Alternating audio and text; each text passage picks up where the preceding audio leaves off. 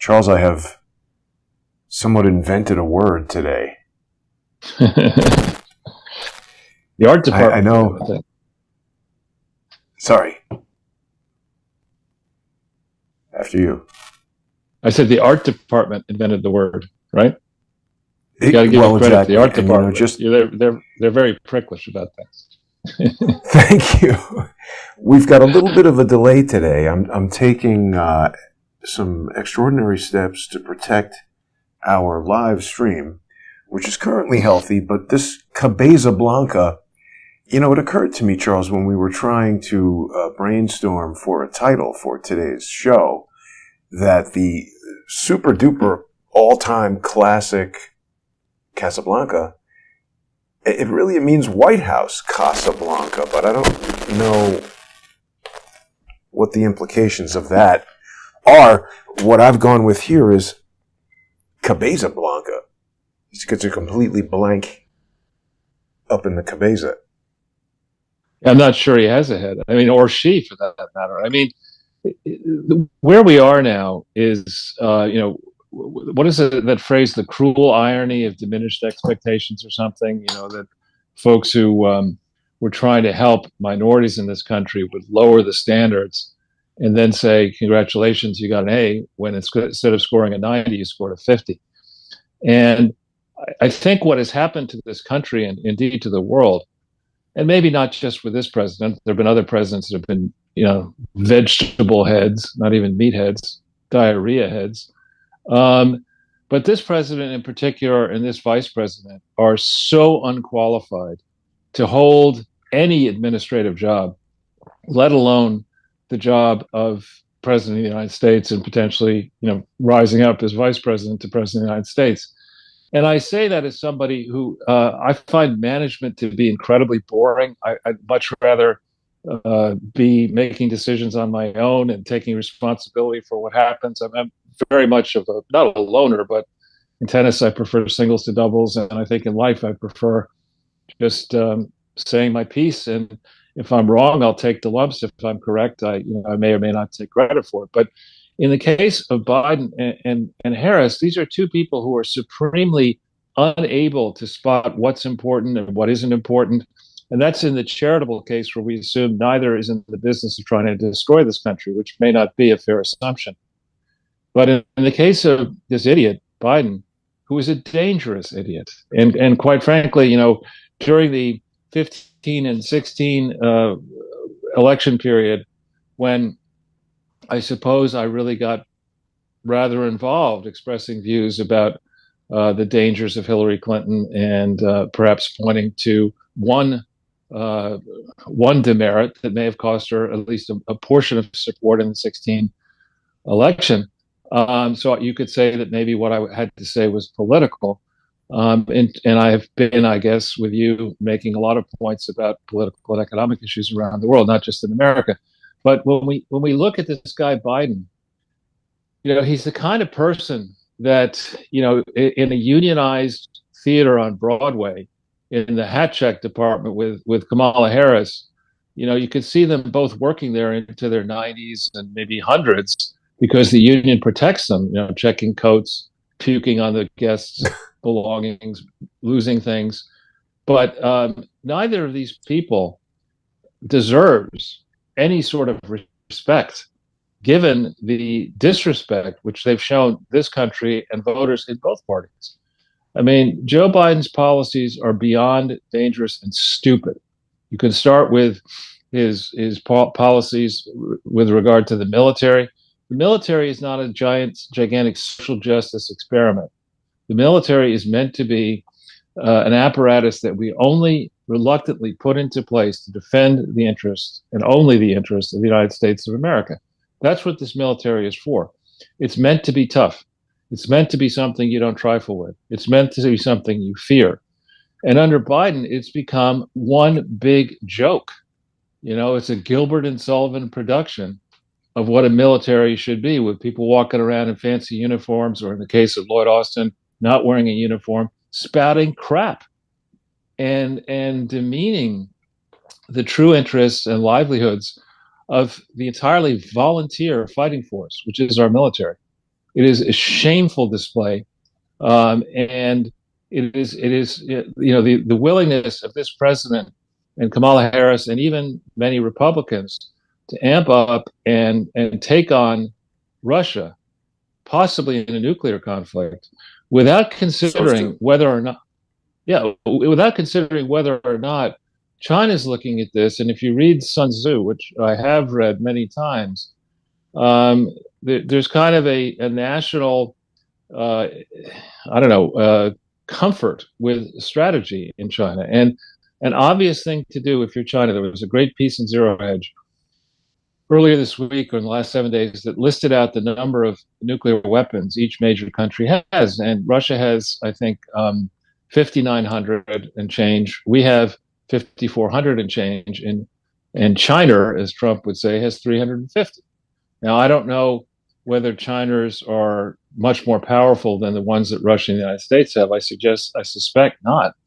So if you're sitting there as China and you share a long border, which actually has never been formally in places demarcated because it's so messed up in portions of their border, and they have fought a border war, I believe, twice in the last 50 years or 60 years. You look. This is this is going back in the time frame here. But if you look into what would make sense for China, it certainly would make sense to have China and Russia distracted and at each other's throats, because no matter what happens, should Russia and the United States get into some kind of economic and or military conflict, China will largely be better off. Their population centers are far away from Russia and the United States, and it would make sense for China to play nice with Russia and pretend that they really wanted to do things together. But in reality, what they may wish to do is weaken Russia, and they certainly want to weaken the United States. So you look at that kind of analysis, and again, I'm not taking money from any outside party, nor I'm independent on money from anybody, and I'm just speaking my mind. You look at the obvious facts. The United States and Russia, imagine if we were allied, what sort of a threat that would pose to China. Because if we were allied, what would happen, as I've argued in Sputnik and in many interviews around the world, if the United States and Russia could smoke a peace pipe and could then think about responsibly helping one another, and in particular, the United States helping Russia build out the required infrastructure, which it does not have. Russia doesn't have the number of large cities that are fully, many of ours are falling down, but still compared to the rest of the world, they're in pretty good shape. Russia doesn't have large cities spread across the country. Russia doesn't have a great infrastructure connecting Moscow or St. Petersburg with the rest of its gigantic landmass. Russia hasn't built out its vast Siberian and steppe-based resources, natural resources, forestry resources, etc. They haven't done any of that. Russia has a tiny population spread over a vast landmass. Russia has immense supplies of fresh water that the rest of the world needs. And if Russia and the United States, as I say, were credibly to get together, reduce tension, let's say over the first 5 or 10 year period, and then over the next 10 to 30 to 50 year period, really cement close relations. After a period of watching one another and seeing whether it would work, you could then think about letting Russia be part of NATO and changing the force projection ideas of NATO and reducing tensions. We could withdraw troops from Europe. We could redeploy them if we wanted to, or just simply cut them. And so this is a threat, frankly, to China, and an opportunity for Russia and the United States that we're not going to pursue anytime soon. And then you have to ask yourself, especially with the news that we're going to get into coming out now about what happened in 15 and 16 and what the FBI was up to targeting Trump and how far they're prepared to go. If we think about the degree to which the decision by mainstream corporate-owned media and social media to bury the Hunter Biden story at the crucial moment 2 years ago when the election was in its October surprise moment, the decision to basically repudiate and laugh at anybody who would dare say there was an issue with the Hunter Biden laptop, certainly in my mind affected the election results. It certainly caused people who might have either not voted or voted for Trump to possibly, to go ahead and vote for Biden. And the margin of victory for Biden, the official margin of victory, was very thin indeed. Then we think through, the idea that any politician, any member of a politician's family should be taking money directly or indirectly from a foreign power, let alone from China, let alone from the piece of China that is its deep state, in the size that it appears the Bidens were taking money through Hunter, and with the knowledge, most likely, knowledge in quotes of Joe the Meathead, back in 2017 when his brain was still functioning in theory. The notion that this was going on and the FBI and the CIA did not know about this is a kind of, if that were true, is an issue that calls for radical rethinking of our national security apparatus, radical rethinking.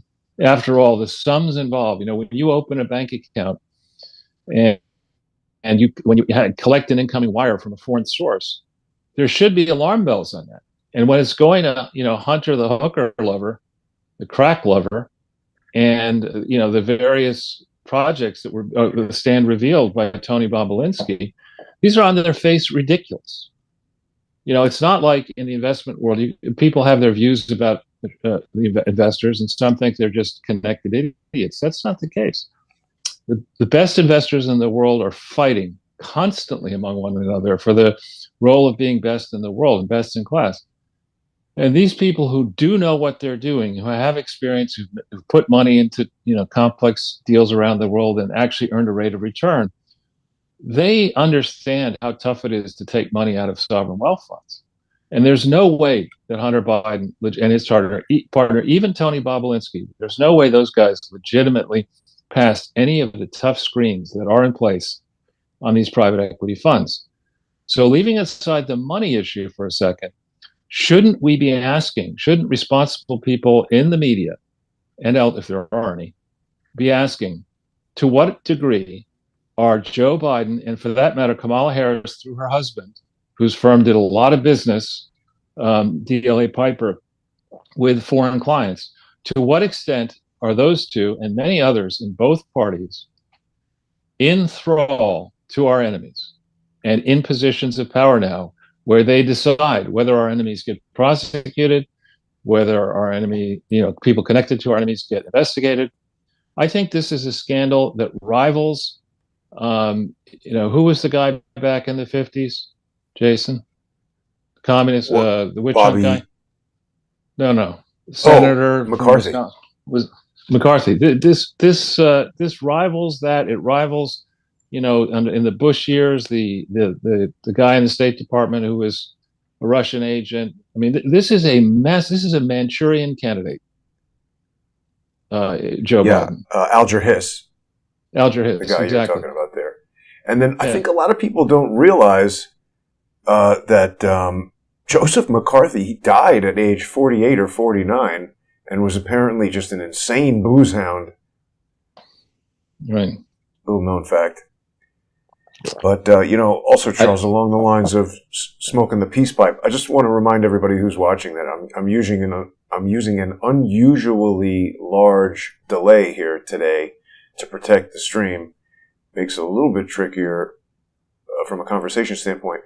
But smoking the peace pipe, Joe Biden seems focused on all the wrong things, legalizing marijuana rather than snapping down on crime. But I just wanted to briefly talk about this, because this visualization, the animated nature of it over time, is so incredibly powerful, because you can see when the United States had more warheads and, the incredible productivity that and innovation that the United States displayed in the 40s, 50s, and 60s. I mean, it really must have frightened other countries in terms of how powerful and sophisticated the United States was becoming with technology. And I would suggest, Charles, that after the 1960s and the 70s and the anti-war movement and the rise of hippie culture and everything, the United States becomes somewhat indecisive in technology, the use of nuclear weapons, etc. Russia seems very consistent in their effort to counteract us until it's no longer needed, and then they're entering into treaties reducing the number of warheads. This is an interesting chart to look at and evaluate from a number of different standpoints. I think you're being too kind. I think the United States has been, particularly after the Kuwait campaign, through the eviction of Saddam Hussein from Kuwait, was, I would argue, the last major gigantic victory of the United States in anything. And in the aftermath of getting rid of Saddam, that's where George Bush failed. He should have gone the whole route. He should have not allowed the Allies to sign a meaningless end of that campaign, which then let Saddam do what he did. And we certainly shouldn't have stumbled into Iraq and Afghanistan the way we did. And, I'd say it's worse than that. You look around the world, I do not understand. And I'm somebody who does understand the concept of having a strong defense will stop offenders from taking you on. I get that. But I don't understand why the strong defense needs to involve our having bases in over 100 countries around the world. That I don't get. Charles, I think there's a part of the story that you're dismissing or discounting or not considering. It always seems that any of these countries that the United States goes in and absolutely destroys, prior to that, there's some kind of crooked deal going on that we're not exactly privy to as citizens of the United States. I mean, this is a well-known picture of Donald Rumsfeld shaking hands with Saddam Hussein. A lot of people say that the reason they rapidly developed this anthrax vaccine for the first Gulf War is because the United States had given Saddam Hussein this weaponized anthrax. There's been a ton of evidence presented in the case of that guy, the scientist who killed himself, who they blamed for anthraxing everybody after 9/11. Evidence has basically shown that there's no way that guy could have done it. So it just reminds me of what's gone on with Joe Biden making all kinds of screwy deals in Ukraine when he was vice president, and then trying to kind of protect that with a phone call and the various things that he did when Donald Trump won. There's always some kind of screwy deal. Yeah, again, but I'm not a manager, but I've been involved in many situations with top managers, and what top managers are really good at doing is anticipating the issues that are important, both the offensive issues, the issues that when the company goes out on offense, it's going to help the company, and the defensive issues. Now, a prudent and shrewd manager looking at the United States today, looking at the state of that lush, who is quite content when Bush was in power to obstruct the administration of foreign policy by interfering in Syria with that idiot, and both idiots. When we look at the perilous state of the United States in 2022, in October of 2022, we're in a position where we're not in control of our own borders. So, it's kind of a light bulb, a red flashing set of light bulbs should be going off and saying, wait a minute, if you're not in control of your own borders, you cannot waste any time on foreign policy because you don't have a nation. Yeah. You're not protecting your own nation. And that's not a small issue. It's fun for Eric Holder and B-Rock and the people who loathe this country and don't respect the Constitution and want to move to one world governance under a theory that they'll be in charge of everything. But if you, like me, believe that the world is not ready for one world government, the world is not ready to move beyond borders. Certainly this country is not ready, nor should we move beyond borders without a national referendum on that subject, indeed a constitutional amendment. You look at the consequences of this absurd policy that we have here in New York City. We have a guy who should be basically back as a beat cop. Forget about being an officer in the police department. Is Eric Adams, the mayor, who's next thing you know, he's probably going to develop his own uniform and a fancy hat and sash and decide he's a dictator here. But he goes and to appease the liberals who mostly live in co-ops and condos and gated communities in the suburbs, probably, to appease all those people who are in favor of New York City and state being a sanctuary city. He says, "Oh no, we're a sanctuary city." He greets the buses. And then people are whispering into his ear, trying to get into what remains of his head. And they say, listen, dude, this policy is very freaking dangerous. People are getting killed and mugged. And these are illegal aliens who are flooding here because you moron, are encouraging them to come across the border. And he gets up there, and I love, this use of the word, we need more resources. Fuck off. The budget of New York City is massive. You don't need any more resources. You need to make sure that with the money that you've already got, that it's not going to pay consultants and people to design catchy logos and who knows, conventions and parties. We need to with the resources that you have, which are gigantic on world scale, you need to make do with 90% of what you got, because we're going to cut your resources to pay down your debt. And one of the ways we're going to stop this from being a problem is we're going to renounce, I don't remember a vote in New York City on, are we a sanctuary city? Look at this clown. He should stop going to benefits and parties. Charles.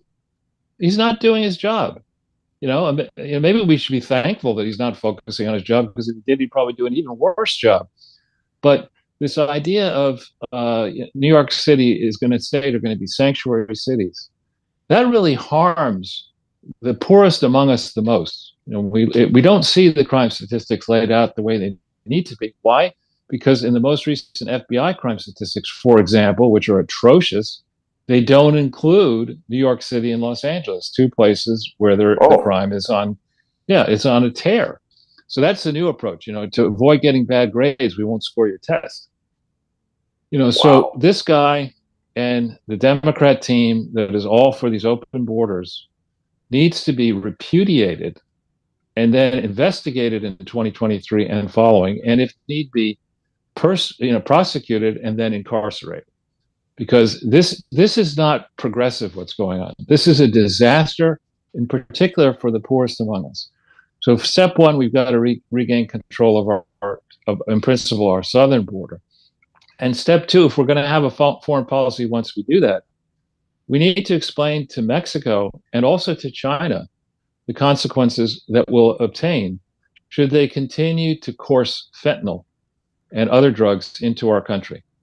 We need to explain, and I agree with Trump, there should be, and you may not agree with this, but there should be the death penalty for dealers of certain types of drugs. So fentanyl be one, and I think a few others would come to mind.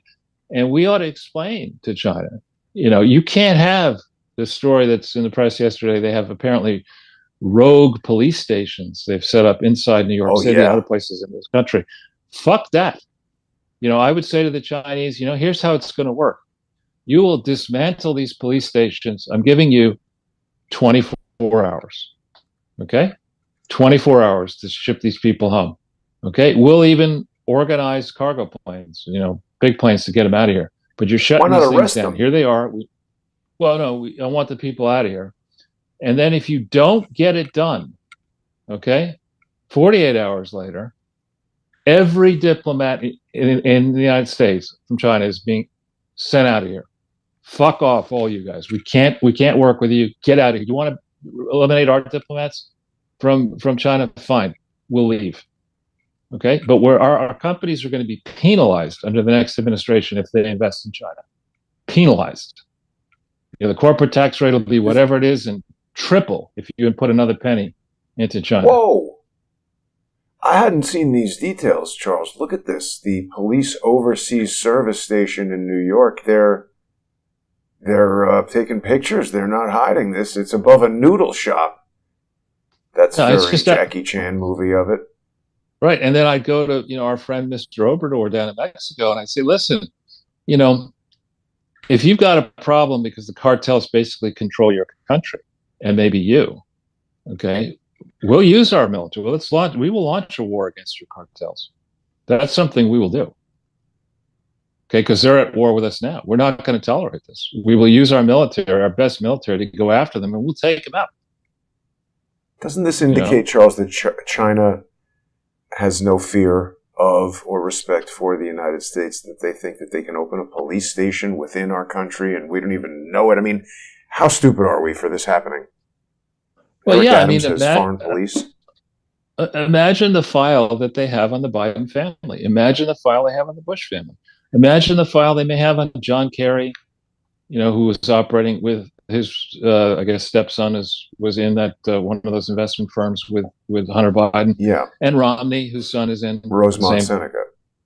Yeah, I forget which one Romney's kid is involved with. But, the number of people who've taken dirty Chinese money, a lot of times, and dirty foreign money, it's washed through charities.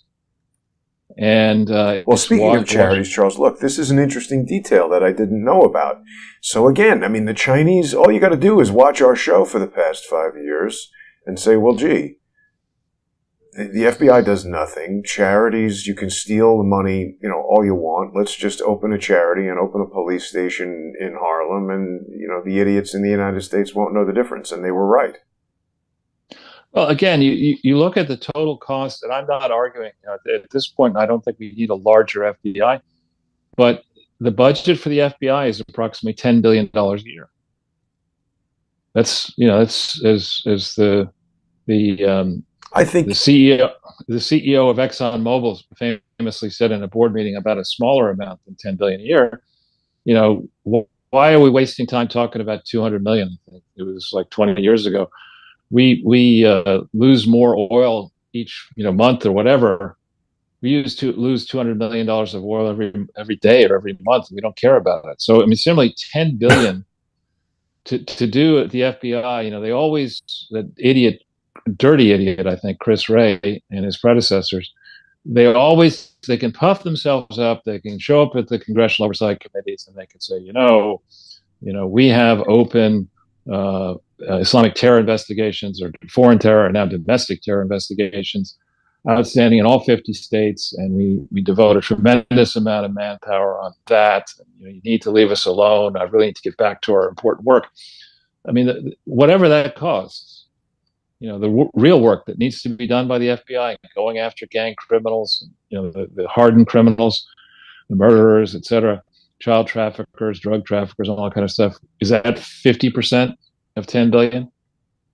So you're left with 5 billion, let's say. How much of that really goes to the front line? And we know what happens because I've done it personally. The FBI comes talking to me. They send 2 agents in December of 2018 asking me questions about Peter Smith. And I say to them, guys, aren't you going to focus on the reason why the Clintons are so concerned about Donald Trump? Aren't you going to spend any time on that? What are you talking about? It's the Clinton Foundation. It's a fraud. It's a massive fraud. And it's obvious. And you guys know that because you investigated it. And the fact that you investigated it is on file. You can see it for yourself. And you missed the obvious. And the reaction, we can't talk about that. We can't look at that. Right. We got to focus about Peter Smith. And similarly, with the Tsarnaev brothers, and how many other examples have there been where people go into the FBI? I'm thinking of a guy named Jason Goodman.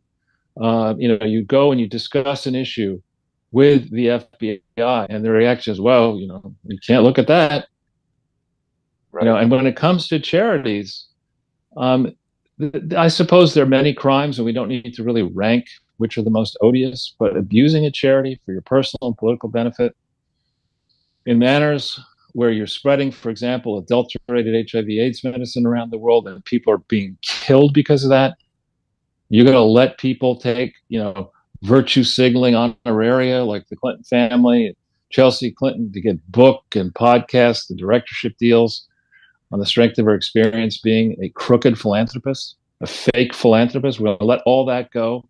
The FBI is not going to do anything about it. We're supposed to just take it. Charles, what about the FBI's latest investigative tactic where they're just paying people? Again, steal $1 million. I mean, $1 million is a lot of money. And but who does an investigation like that where they doubt the veracity of someone's statements and say, okay, well, we'll give you $1 million if you can prove this, and the guy says, yeah, I got nothing.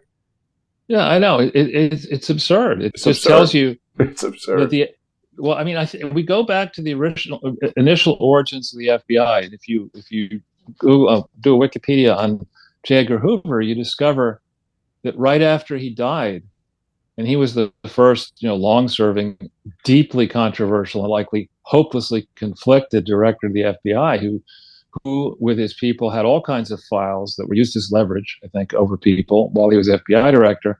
And then he dies, and shortly thereafter, all of his files, quote, disappear. Yeah, right. So does that mean he never had him, or does that mean? Of course he had. Somebody else. And of course, and you go to that sewer that is Washington, D.C., and you see it for yourself. I mean, if you stay in a good hotel, and you have business to get, you're inside the Senate or the House, and so you're walking around the corridors, you see all these starry-eyed interns, male, female, and whatever genders apply, mincing around next to their quote member or the senator, and it's intoxicating. You have these little kids, high school kids, college kids, hanging around with these very powerful people, brave, grandly discussing the major issues of the day at fancy watering holes, getting drunk, hopefully not doing too much drugs, but attending these crazy ass parties. And with the technologies that exist in 2022, and certainly those that existed in even 1990, the FBI must have the ability to have a mountain of not necessarily criminal dirt, but they may have that too, but stuff that would really embarrass a, quote, happily married member of Congress or the Senate or the executive branch or the Supreme Court or whatever. They must have a whole bunch of that, which, as Comey tried to do when he waltzed into the White House with Trump, to talk about the P-tape and the other stuff that he had. That's the way it must work. You're sitting there minding your own business in some fancy restaurant, and a guy in a bad gray or black suit sits down next to you and says, Mr. Ortel, we're from the FBI, and we need to discuss your recent trip to Rio de Janeiro. We were quite interested to see what you were doing during Carnival, and here's some pictures. This sort of behavior is not something, it's criminal. It's entrapment. And this idea that law enforcement can lie to the people they employ, we the people, but that when you go under oath and you're asked questions and they try to trip you up, as they did with me, they ask the question, do you remember any X, Y, and Z? And you just have to say, listen, I'm not answering that question. Back then I said whatever I was. I'm 62 years old, and I don't remember. I barely remember what I did yesterday. So to ask me a question, do I remember any? Confirm or deny any trip to Rio.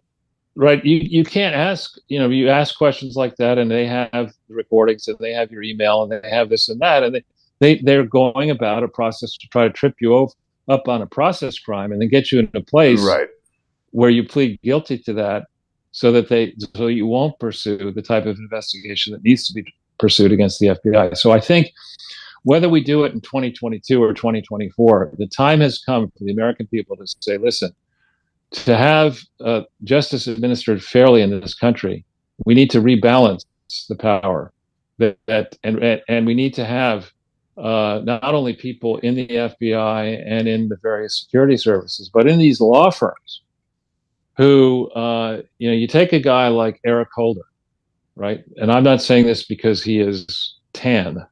I'm saying this because of his egregiously arrogant behavior as an attorney, and not just as Attorney General for Obama, but where he was quoted as saying, "Hey, I'm Barack Obama's wingman." Imagine if Trump had an Attorney General who said, "I'm Donald Trump's wingman. I need to protect the president." He didn't even say it, and they treated him like that. No, Holder did say that. Holder did say Barr didn't say it, but they treated him as if he was Trump's wingman and doing things to help Trump, which a lot of evidence indicates he was not. Right, but I'm making the reverse point, which is Holder actually said it, bragged about it. I understand. Right, and then in addition, Holder, when he was cited with contempt of Congress, said, "I wear this as a badge of honor." And he goes from that and now to being a partner at Covington Burling, where he's collecting millions of dollars of Benjamins every year for basically taking assignments initially when Trump was president that were to target Trump. These are all political assignments. And these mega law firms are just, they operate above the fray. They can't be policed, at least under the current system. The Bar Association is not going to do anything about it. They want to get their people into these mega law firms where partners make millions of dollars per year. And in the case of Eric Holder, for doing nothing productive. Well, so Charles, we should, while you're on that, hang on just quick 1 second. We should also mention, there hasn't been enough said about Michael Flynn utilizing Eric Holder's law firm while he was being criminally charged. I mean, this is this is like me hiring the stupid Mario brothers to be my attorneys. This is such an anomalous occurrence. I do not believe it can be simply written off to, oh, he didn't know that much. I mean, even someone who knows nothing about lawyers, law firms, or whatever would find out that if you're Barack Obama's supposed enemy, you're not going to go to a law firm where Eric Holder, who you've just described, considers himself Barack Obama's wingman. Why would you take that law firm to defend you? It seems much more likely to me that Michael Flynn was involved in a double-cross plan that was hatched at Covington and Burling to try to nail Trump. Yeah, I'm not all that familiar with the particulars of Flynn himself, but I would say, when we think about, if we stay on the larger issue of the tactics that these large law firms use, if you go in today to try to get Covington and Burling to work for you, you're going to have to write a check, an upfront retainer that's very large. Going back to 1992, when the Clintons got involved with Williams and Connolly, and when they actually were bankrupt, not just technically, their liabilities were greater than their assets. There is no way that Williams and Connolly should have been allowed to work for the Clintons without them paying bills currently. Again, I know that when you're working for a real law firm, they have terms of engagement. You've got to pay a retainer up front, and you've got to pay the bills that arise for the given period. If they bill monthly, in some cases they might bill more than that if it's a big, very expensive thing. But you've got to pay your expenses and the time of the attorneys currently, which means, within a certain period after the bill is rendered. And the Clintons never did that when he was president in the White House. The Williams and Connolly allowed the Clinton family to run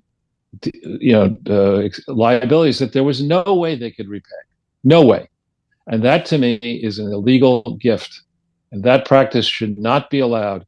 We need to have people in Congress who are tough enough to, first of all, make sure that practice never happens again. It's codified into law. And secondly, on a related topic, I know, because I am an investor and have been for a long time, I like investing in individual stocks. I like that more than funds. It's just what I like to do. But I can tell you that you need to know what you're doing. You need to be able to look at financial statements of the company, and you need to have perseverance and cynicism and innate arithmetic ability. And it happens that the bulk of all investors don't do that. They buy funds because they don't have the training, they don't have the inclination or whatever.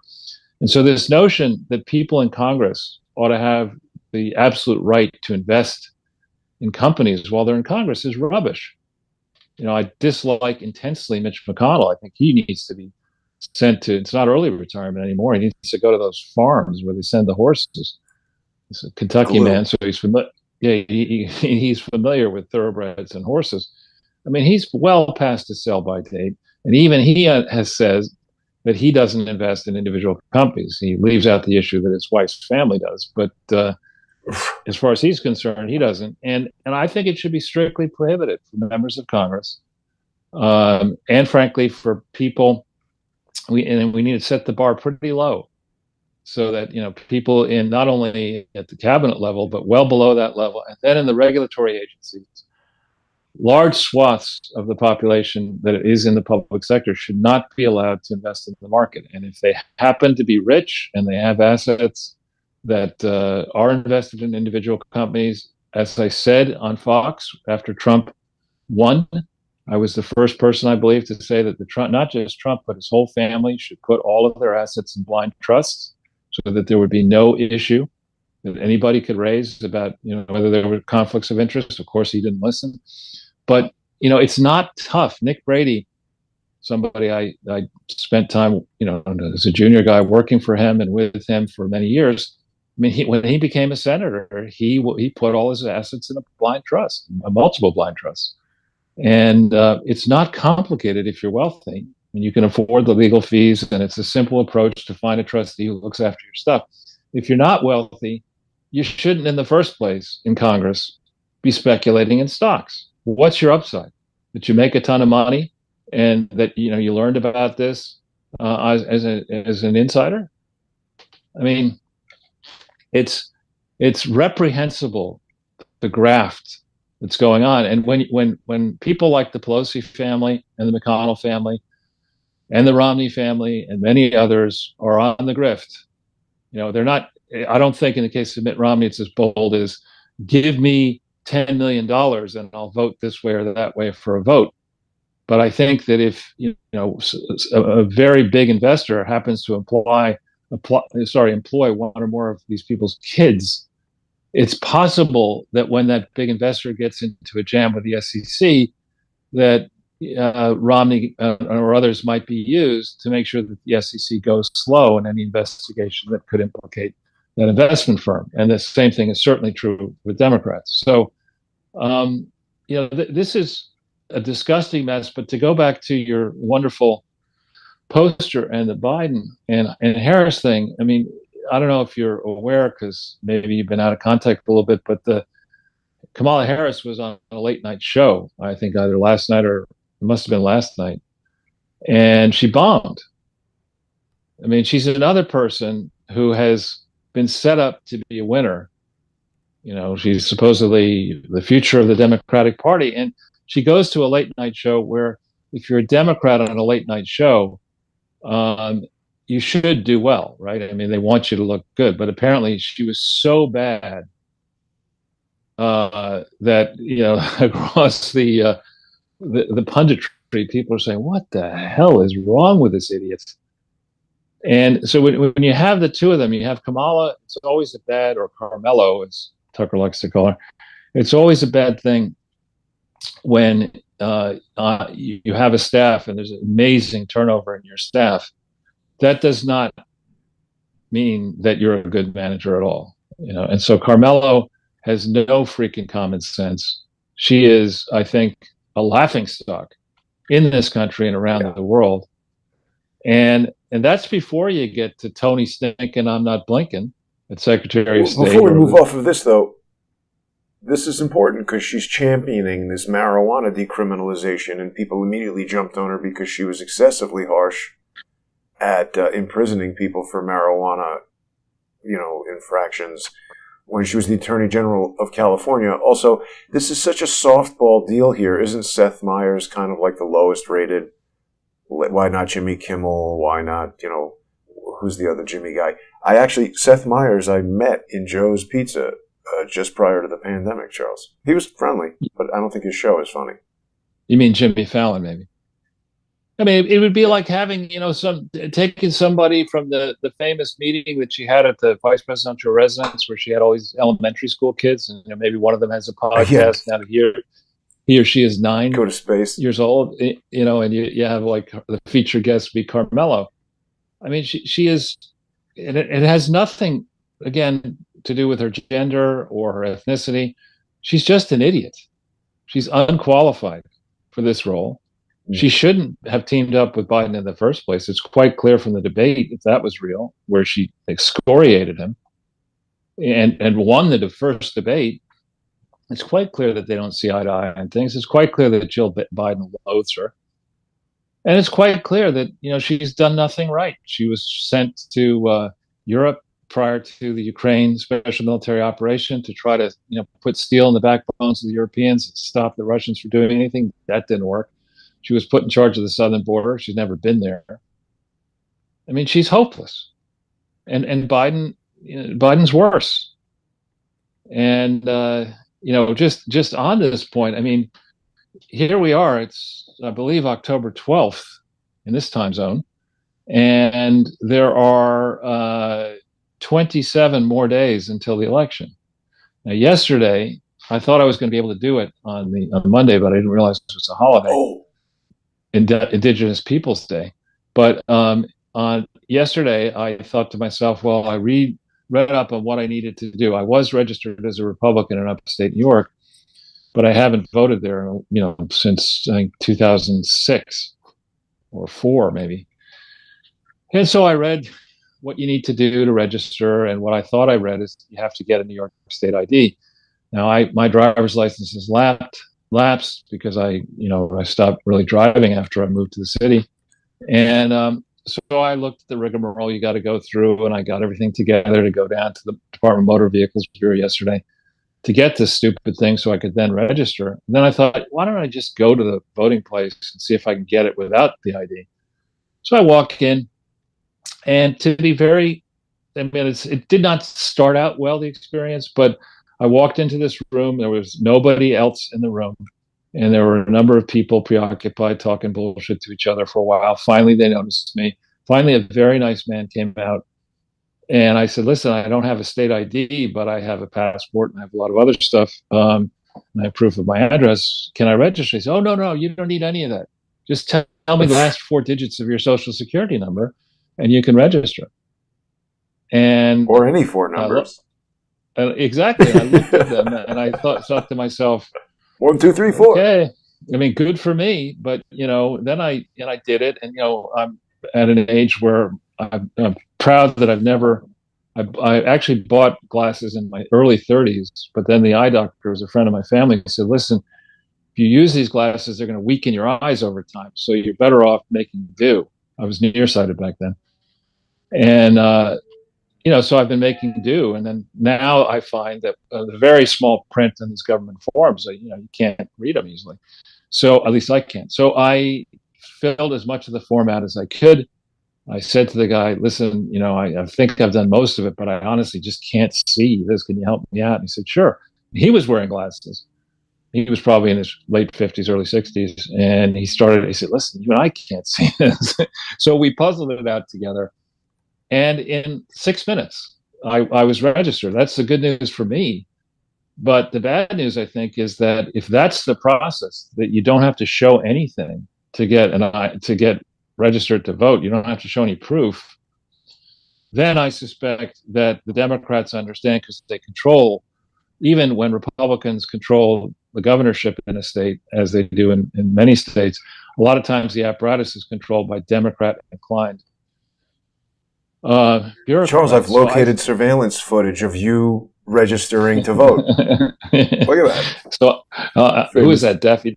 So I'm Daffy Duck. That's Woody Woodpecker visiting the eye doctor, and he asks him to read the eye chart. It says, I can't see a thing. So he keeps putting him closer and closer.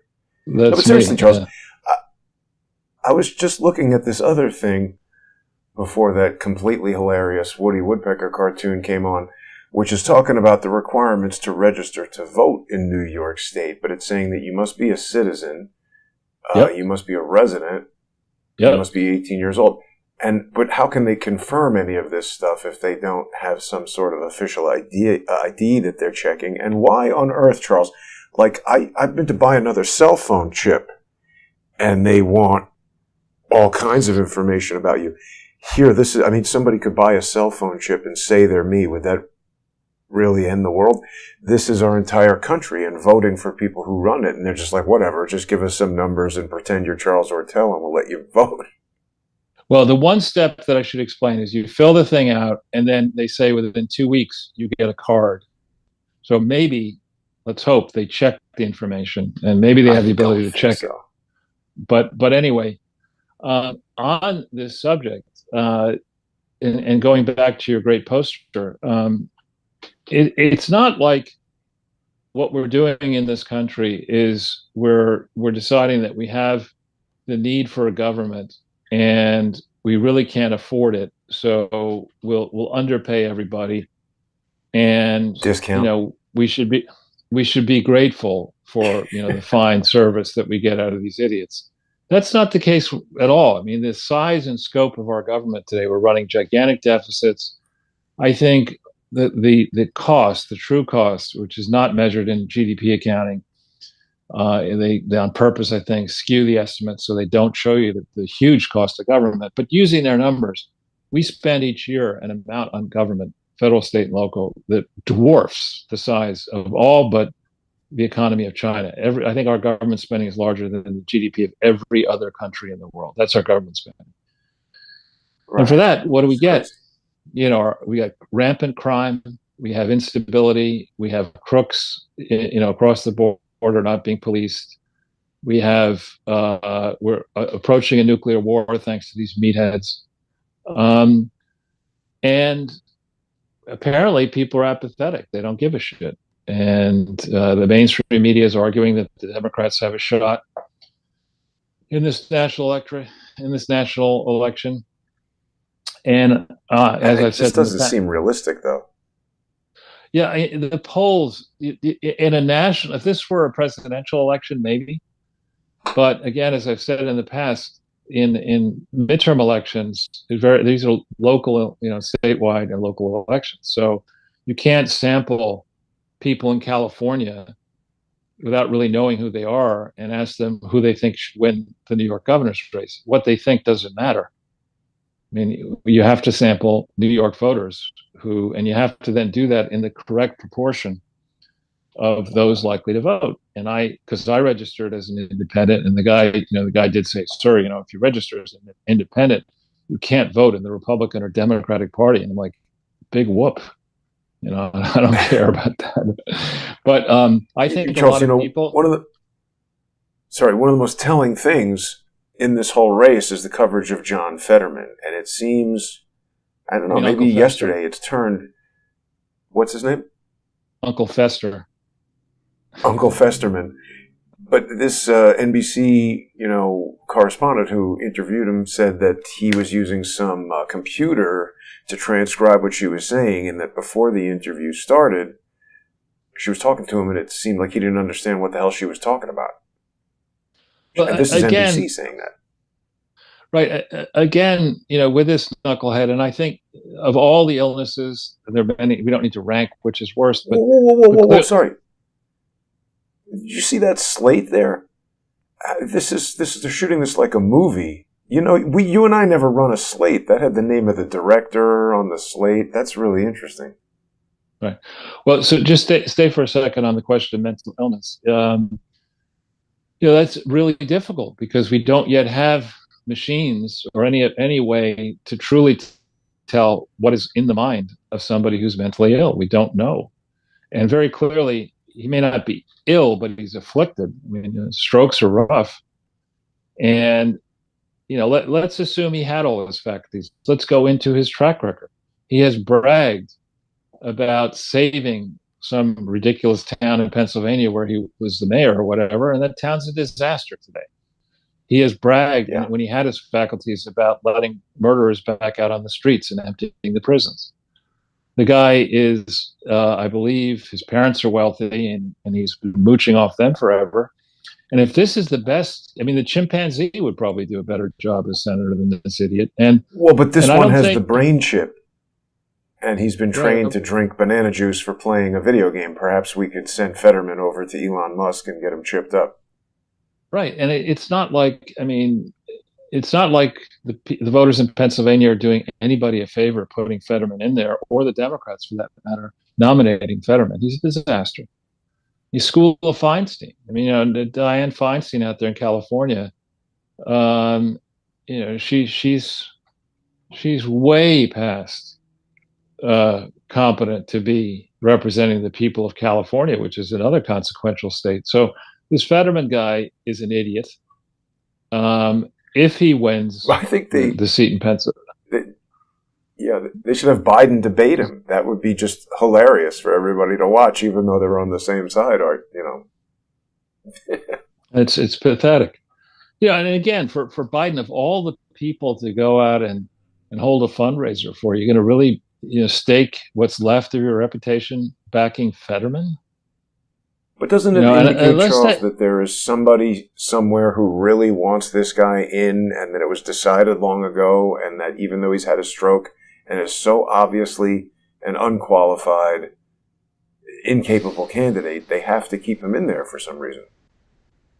Right, and we take this I don't know if you watched the Tulsi last night on Tucker, but she now has her own podcast. Somebody's working with her, and it's very I'm not an expert on this stuff, but very well lit. And she's dyed her hair now to eliminate a bit of the gray. Now it's blonde, but she on Tucker gave, I'd say, an extremely eloquent and convincing set of arguments explaining why she left the Democratic Party and why Americans should fear the Democratic Party. I mean, it was really well done. And as Tucker rightly pointed out, her criticisms of the Democratic Party are more poignant and more sensible than any of the criticisms that you hear out of Mitch McConnell or Linda Graham or the rest of the crew, the Republican crew, even Ted Cruz and others. It was actually very well done. And among her key points, this is the party of war. She says this as somebody who served in the military. This is the party that's anti-constitution, anti-freedom of speech, anti-family, anti-safety, anti-borders.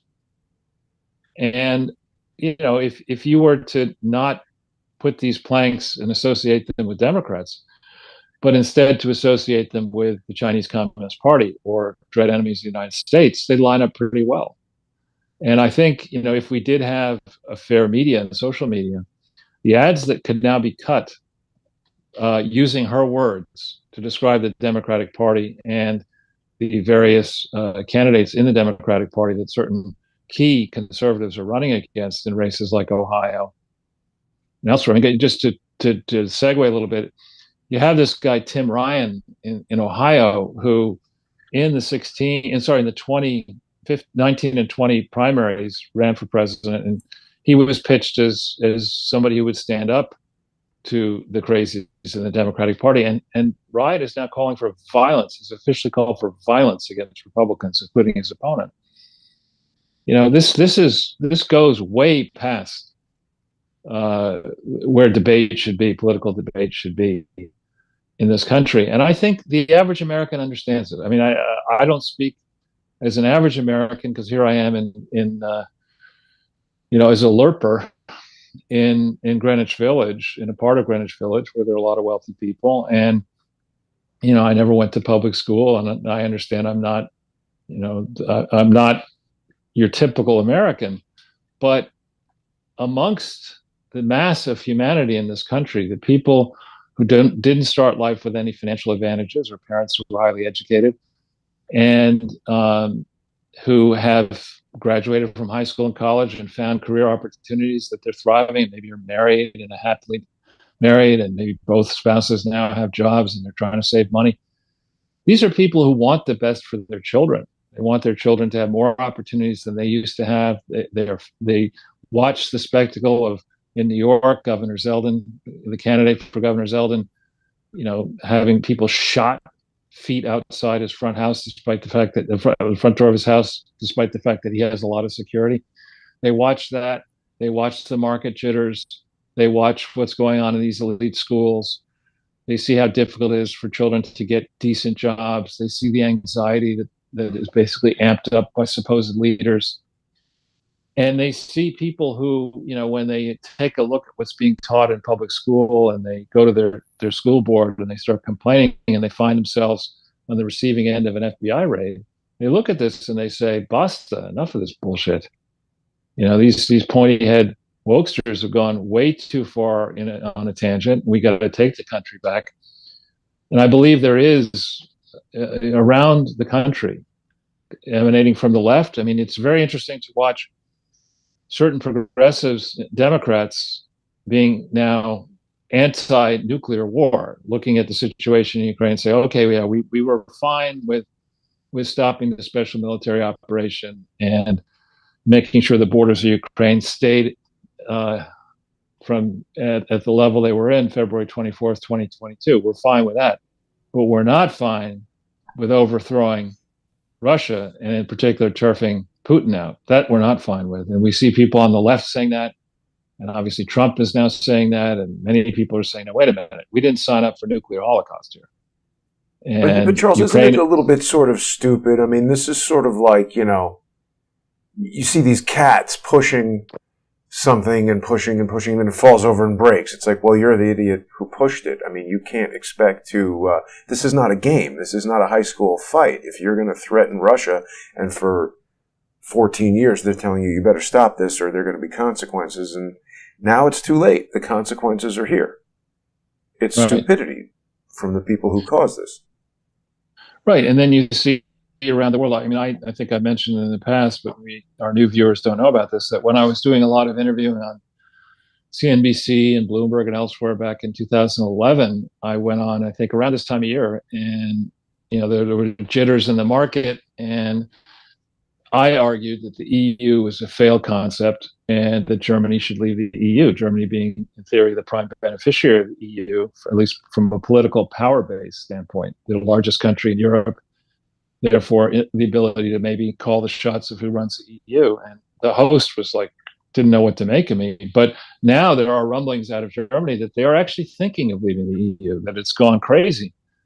And they see a lot, it makes a lot more sense for Germans to smoke a peace pipe with Russia and get the natural gas and energy they need for their export-driven manufacturing economy to survive. Makes a lot more sense for them to do that than to use horse poop and wood to feed, the people who don't starve to death, freeze to death this winter in Germany. So you see this whole idea of promoting a pan-European government and globalist government, that makes less and less sense. You see people rebelling against this idiot Nazi Klaus Schwab and his World Evil Forum, thankfully. And again, the United States... Charles, does the EU collapse if Germany leaves? I think the EU is like saying, let's say it's the husband who's the profligate spender in the relationship, and if you tell him cut off his credit card, does the marriage blow up, or do people start spending less money and do better and start saving again? I mean, the European Union project, the European Union project is an exercise in futility, right? I mean, if what they were going to do was to diminish the size of their bloated socialist governments by creating a more streamlined EU government that, let's say, took over functions like defense and some other things that these small countries can't hope to do, then maybe it made sense. But it's not that. It's about catering. It's about parties. It's about communiques. It's about rubbish. It's about graft. It's about, stealing money from these schemes that coat they go back to pay for the lifestyles of these former national leaders. And so it's a project that never made sense in the first place. It should be eliminated. And if you want to have a real alliance in Europe, you should think about first, perhaps an alliance among the large countries, between France and Germany, maybe, although that has not worked out well in the past. And you can pick other countries that might, right, that work well. But this idea that I don't care, and we live in a large country at the moment. It's getting smaller every day, thanks to the meatheads in government. At least its value, and inflation is killing us. Tomorrow we get numbers on inflation, which are going to show just how horrible inflation actually is. But just because we live in a large country, we need to understand that our problems can be far larger than the problems that are going to happen in these small countries. But I really don't care what the Prime Minister of Barbados or any other small country has to say about what America should or shouldn't do. You can have your opinions. If you want me to tell you what I think about Barbados or Bosnia or these other countries, I'll speak my mind. But what I have to say doesn't matter. I'm not a citizen of Barbados, and the Barbados Prime Minister has no right to tell me as an American how I ought to live. If you want to come to this country, actually, people think they do have the right. They think they have the right to come here, and that this is their country just from stepping foot in it. Well, they're wrong. And try that in Mexico, as that guy who, I think he was a Marine who made apparently in San Diego, if you get in the wrong lane, you can end up in Mexico. You go to Mexico, yeah. And you can't get out, and he had a gun in his glove compartment, and he spent a lot of time in prison. I mean, the rules in other countries are very strict. Pick abortion as one. And people are, the ads today in New York or tonight, and there are all these women yakking about Mitch McConnell and abortion is, the Roe v. Wade decision's horrible and whatever. But none of these people will stand up and admit that in countries we believe are civilized across Europe, the abortions are strictly limited at 15 weeks, in some cases 14 weeks. And what these people are arguing for is far outside the boundary of, quote, the civilized world. So, let's focus on the issues that really affect Americans first. Let's have some borders. Let's shrink by a lot the size of budget of government deficits and governments. Let's go after the criminal fraudsters, the Clintons and others who are abusing charities to line their own pockets. We got a lot of work to do. Let's go in and let's take, Randy Weingarten, who's destroyed public education in this country as one of the top union people, is currently in the Ukraine. Yeah, I saw that. What the fuck does what is she doing union there? Yeah. I mean, get the fuck home. Right? I mean, this is a woman who, and the teachers union, shame on them during the pandemic. Well, shame on them for what they did to children in the pandemic. Right? Yeah. I mean, you and I, when we talked about it, understood my mother was a teacher. I gather your mother might have been a teacher as well. So, yeah. We understand, we have personal knowledge of how much work teachers undergo and how much they care about their students. People may rip them for getting so much vacation, but I know that in my own mother's case, she was always grading papers and doing special projects and whatever. And in the summers, she'd do other things. But anyway, the fact is that these children who, particularly in nursery school and kindergarten and first grade, that's when if you get a child on the wrong tangent at that level, they will have a hard time learning in life. And if you make it very difficult to socialize at that age, they're going to have difficulty dealing responsibly with others. And we didn't think through any of that, the policymakers, when we locked this country down. And shame on Randy Weingarten and others for when we could have had the young people go back, they would argue that it was, for the safety of their teachers and their bloated administrative staffs, they didn't want to return schools to in-person learning. Why not? I mean, if you can collect a big paycheck, but you don't have to show up. So this Randy Weingarten is a tool, an evil tool. She certainly should be out of a job. There's an argument in my mind about whether there should be public sector unions in the first place at this stage. It's not as if public sector workers are underpaid today. It's not as if their benefits are worse than the private sector. And it's not as if they're performing for we the people. So there are some big issues that need to be thought through and debated and robustly considered that should not be censored by social media, that ought to be addressed in mainstream media that aren't being addressed. And number one is, we maybe at some point we can think about, although Redbubble doesn't work so well, the new motto. I don't know if you've heard the new motto for the Democratic Party, Jason. Have you heard what their new marching thing is? We love to lose? Or just let all the criminals out of jail? I don't know. What is it? It's a picture of Joe Biden, and the tagline is, "I was stupid." Oh, for voting for him? Yeah. Actually, Charles, I have two words for you. Worst president ever. Yeah. All of them. And this idea that you can get up in front of a camera and lie. But just on Randy Weingarten, before we move off of that, this is I don't know if it's an executive order or a press release or what, but they announced that they're allocating $130 billion. This is just from a couple months ago.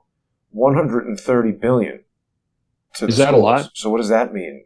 I mean, does that mean $100 billion of it gets shoved down Randy Weingartner's pants and goes to Ukraine? That's just way too much money. It seems like you destroy and rebuild every school in the nation and pay every teacher $1 million, and you wouldn't hit $130 billion.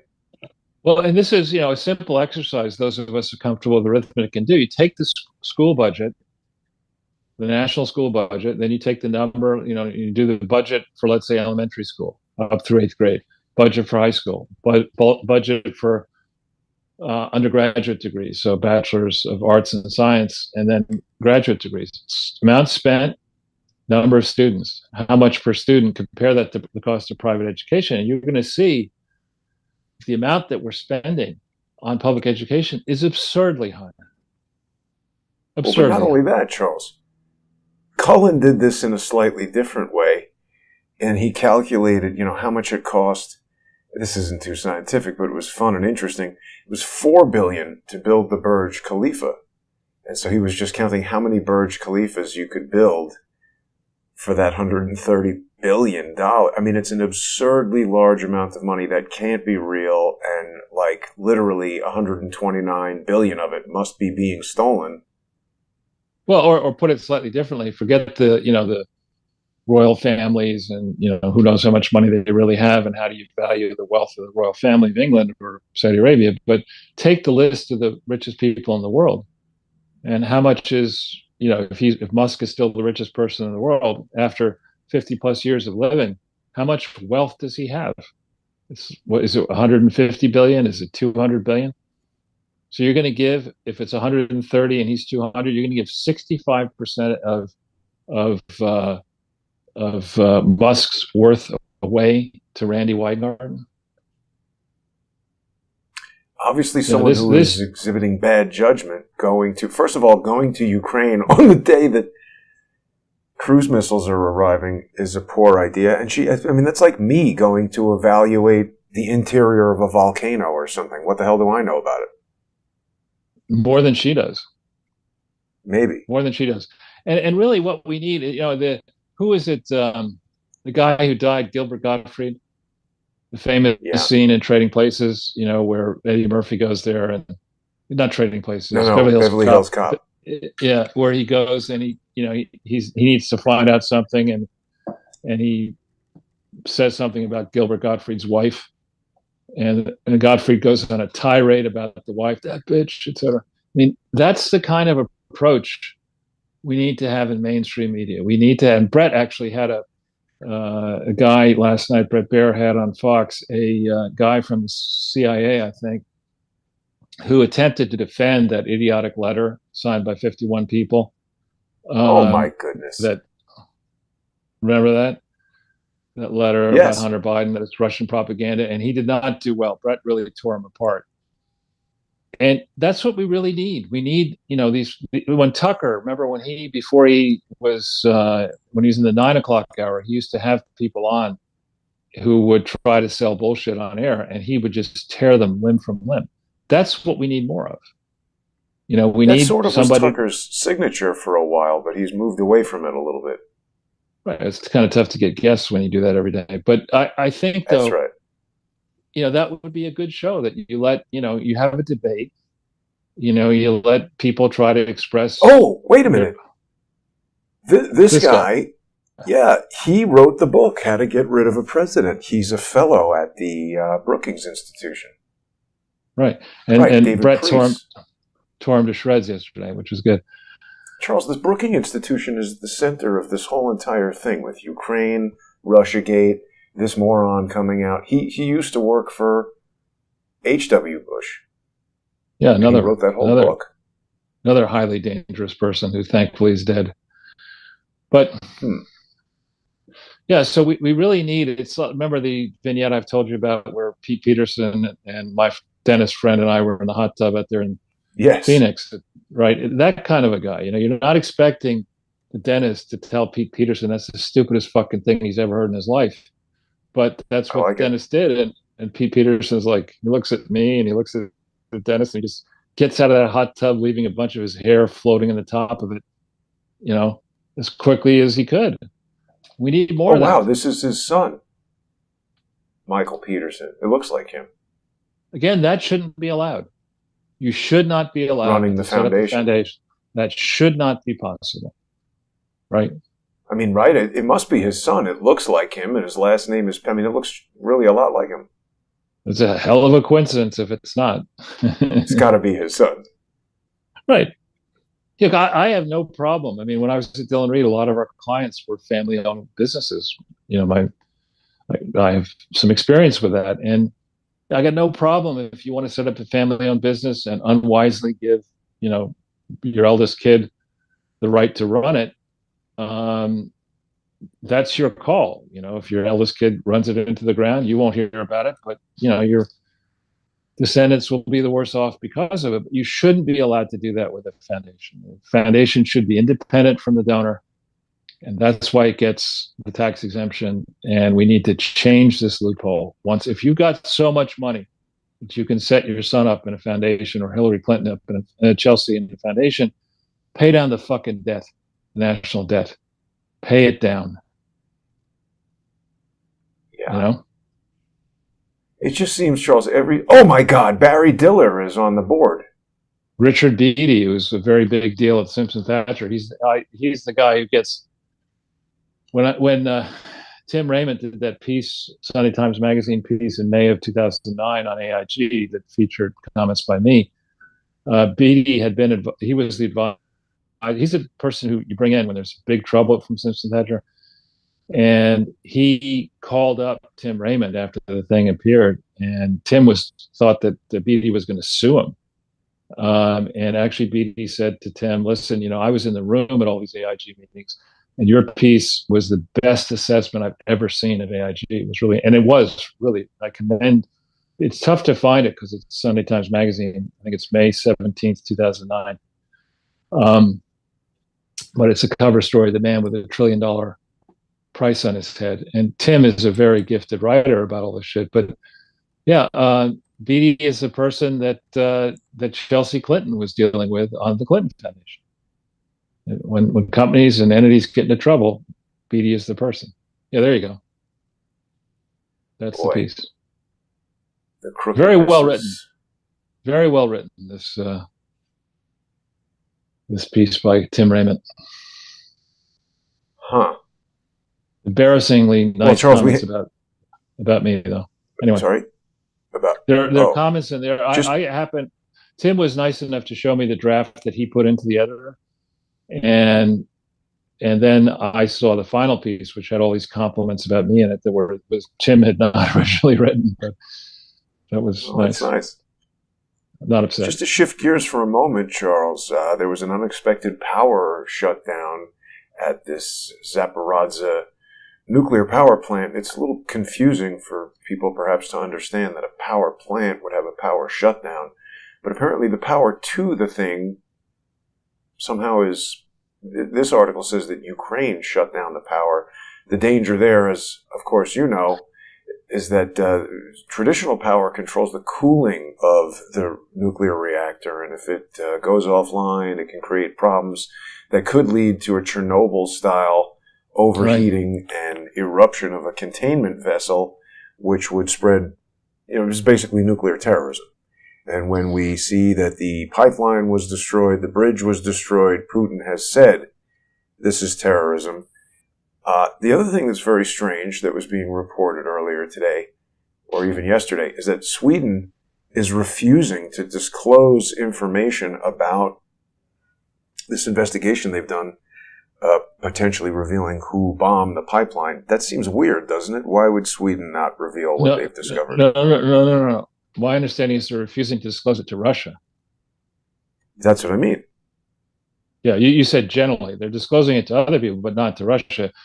Obviously, I mean, I don't trust the Swedes. I think we have to go back. I like Sweden, but, we go back to the role of the Wallenberg family, and I know people in the Wallenberg family, and I knew the prior generations who really were upstanding people. But these are folks who the current generations have been, I would argue, helping the Iranians evade sanctions.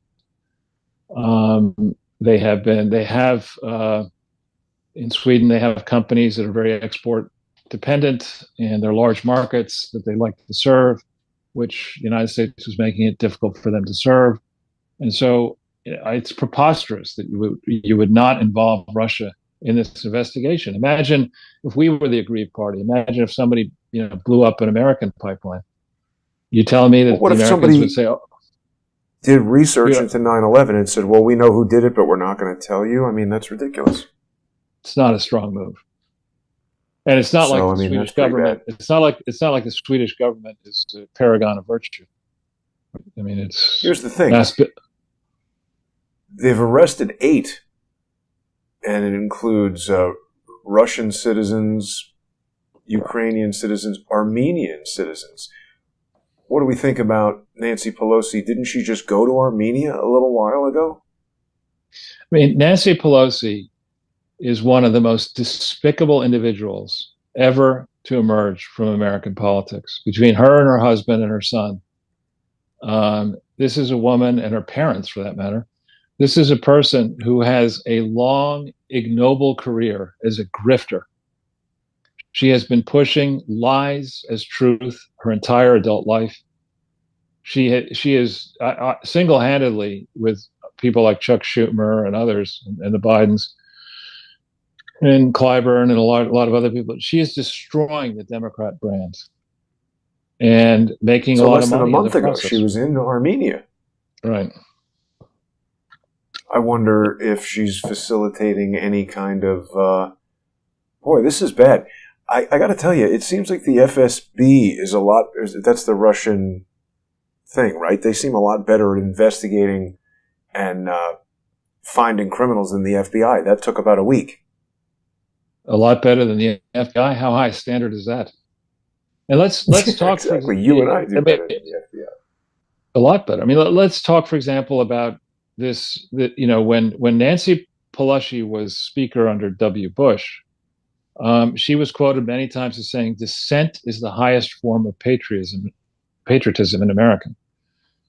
And here we have people, I think how you feel about abortion is a very personal view. And I'm not going to try to wade in on the debate one way or another.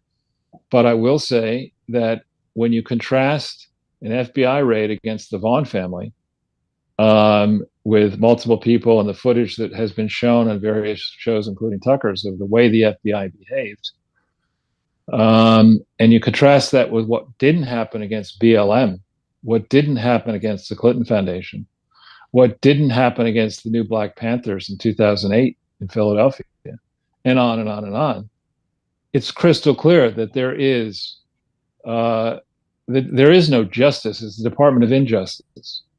There is no, honest broker in the FBI. There's no grown-up there saying, you can't do this shit. These are grifters, whether it's Peter Strzok, who gets his book, which is holding up my iPad right now. It's one of the books holding it up. Really? Well, yeah, I've got a lot of books here, and, that's what I use. I gotta get that Peter Strzok book. It's called Compromised. And it's him. And no, it's about Trump, supposedly, but it's, one of these projection things. And so you think about how the horrible shape that this country is in, thanks to the people, in the Fourth Estate who were supposed to hold the rest of us accountable. The Fourth Estate should just stop work. I mean, there's no point. They're not doing their work. Maggie Haberman, she's conflicted. Jake Tapper's it's been co-opted, Charles. No, these this people is the way. Anything effective gets co-opted. Well, again, if you're in the business in the mainstream of covering the people, the elected politicians, and you are too critical and you don't get access to them for interviews, then when a time comes to do the evening news, you're talking about, the latest knitting stitch or, some new animal that was discovered in Indonesia. You've got nothing to say about the president because they won't let you into the White House. And so I think what we've found really in the time you and I have been doing these broadcasts together, we used to have a responsible press. I think about people like Jeff Girth, who I know, and some other people I know who are old school journalists who really, are cynical about everything and go down, ask the tough questions, get multiple sources before they make assertions. Those people are not in positions of power anymore. In the New York Times, the National Enquirer, and I don't mean this negatively, at least the National Enquirer is in color and has some funny pictures, has broken a lot more seriously important investigative journalism in the last 5 years than the New York Times has. The New York Times has gotten everything wrong, and it's they ought to just stop working. I agree. I mean, it's beyond getting it wrong. There's a lot of evidence to indicate that they are actively involved with pushing the agenda that has less to do with facts and more to do with what they'd like us to believe. Yeah, this was this article about Sweden. Yeah, and on that subject, Victor Davis Hanson in Rantingly had a piece yesterday, may still be up there, reminding folks of how diabolically bad the Obama administration was.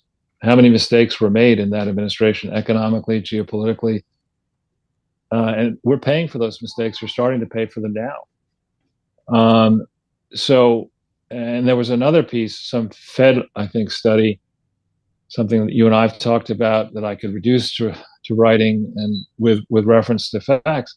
But if you go back to 1989, which is a good period because that's just when, the world changed and the Soviet Union started to blow up and China made a decision to try to be more capitalist anyway, and India would later make a decision not to be socialist but to try to be capitalist.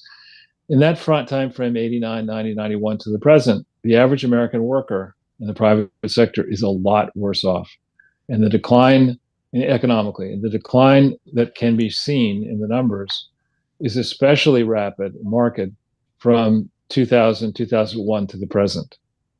That's before, people like to look at annual wages across different industry groupings.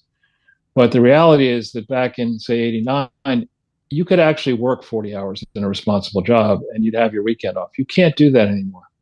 Look at you. You're working 7 days a week or 8 days a week.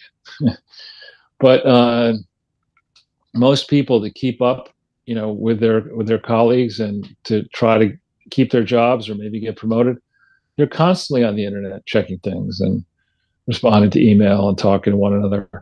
And so your total compensation, in many cases, you're lucky if it's flat. But inflation's taking a huge bite out of that, as we'll see tomorrow. The numbers are going to be awful. And you're working many more hours. So your per hour compensation is a lot worse off. Yeah. Charles, it's interesting to see how the news media reacts almost as one entity. And I can't get past this feeling that we're being overwhelmed with just, false information. Elon Musk has already come back and responded to allegations that he communicated with Putin prior to releasing that tweet about a proposal for peace. And this is coming from MSN here, I guess. I don't know where they get their news from, but they're saying that Elon Musk's appeasement of Putin in China is stoking fears of new Twitter policies. It's amazing how much they do not want Musk to reinstate freedom of speech. Instate. Well, not reinstate. Right, for the first time. They're also upset about Kanye West going to DEFCON 3 against Jewish people. I don't know what he meant by that. It's an idiotic statement. I think you might have misunderstood what I was saying about Kanye West. I think he's a unique thinker, and he's obviously been able to succeed and gain a lot of attention. I don't think he should be president, but when on Tucker Carlson he said one day he will be president, I don't know if that's correct or not. A lot of people know who he is, and I think certainly if he ran, we've already seen what happens when someone whose fame and notoriety largely came from his participation in pop culture rather than politics, and what the mainstream political response to that was. They laughed at it. I think Kanye West has a point that Donald Trump in many ways has shown that it is possible for someone with a great deal of influence to become the president. I think Kanye West would be a bad president. Yeah, again, I where I would disagree is I think that Trump not only was a celebrity and a very well-known public figure, but he did have management experience through crises. I mean, he nearly went bankrupt several times. I have a friend who was his lawyer in one of those periods. And I know from this friend just how desperate Trump was, and yet he managed to make his way through that. Maybe Kanye is going through one of these crises now, but he's not a manager. And this notion of saying the way he said it, that he was going to be president, I know I'm going to be president, and he's a little cocky. Well, it reminds me. So when I have, in the evening, I like to relax, and so I'll watch these silly talent shows, The Voice. Last night I watched a bit of, and you'll get these at a certain point in any competitive endeavor. The people at the very top, there's not that much difference between their talents. It's just how they perform in the moment. Whether they get their game, whether they show up for game day or not, whether they have an off day or whatever. And you'll get these divas on The Voice who, dress the part, look the part, have the attitude, decide they're going to win. And then in what happens now, these blind bake-offs, battle rounds, they get smoked. They lose and no one saves them. And that happened last night, such a person. But as that person lost, it was like, well, I'll be around. This is the beginning, not the end. And that struck me in politics, what Kanye was saying. He doesn't have, he's going to be lucky to hold on to his fashion businesses after those comments. And he really, and you can't walk that kind of stuff back, right? And look, I think he's certainly accomplished a lot. I don't particularly like rap music at all. I loathe it, actually, for many reasons. I don't think it sounds very good. And beyond that, the themes that are espoused and glorified don't tend to help minority people in this country or around the world. And yet here's a guy, Kanye West, making a lot of money off of it. That being said, the interview was interesting, and I wish him the best. But on the subject, you said it was an MSN show. I don't know if you've heard, but they've changed their 3-letter sign now. It's not MSN anymore. What is it now? ASS. Oh yeah, that's a good name for it. You saw as well that guy, the senator from Nebraska, is going to be head of the president of the University of Florida. He too, his name. No, his name has a silent S. It's ass. He's an idiot. Yes. But he's getting his. We'll see how well he does at Florida. It doesn't look so like it's going to happen land so well. And Charles, you speak frequently about how the evolution of technology has allowed you and I to do this, and for me to create Crowdsource the Truth, and really this rise. If you go back just a few years, obviously Joe Rogan was a well-known stand-up comedian and had been on TV and stuff like that. But when he started his podcast, it was literally just him and a bunch of his friends kind of drinking beer and smoking pot in his apartment. And now, when Joe Rogan says something, everything from Fox News to the New York Times, he's become a national pundit. I actually saw a large portion of his interview with Tulsi Gabbard yesterday. I didn't see too much of her on Tucker, but they got into a lot of stuff. Joe Rogan says he's on the left, but he's not into pregnant men, doesn't like Bill Gates.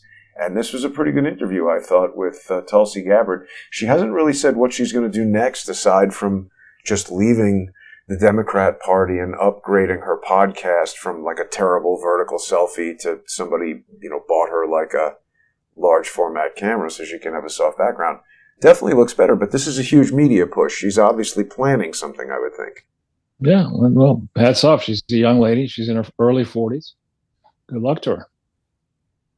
Is she? Yeah. Early 40s?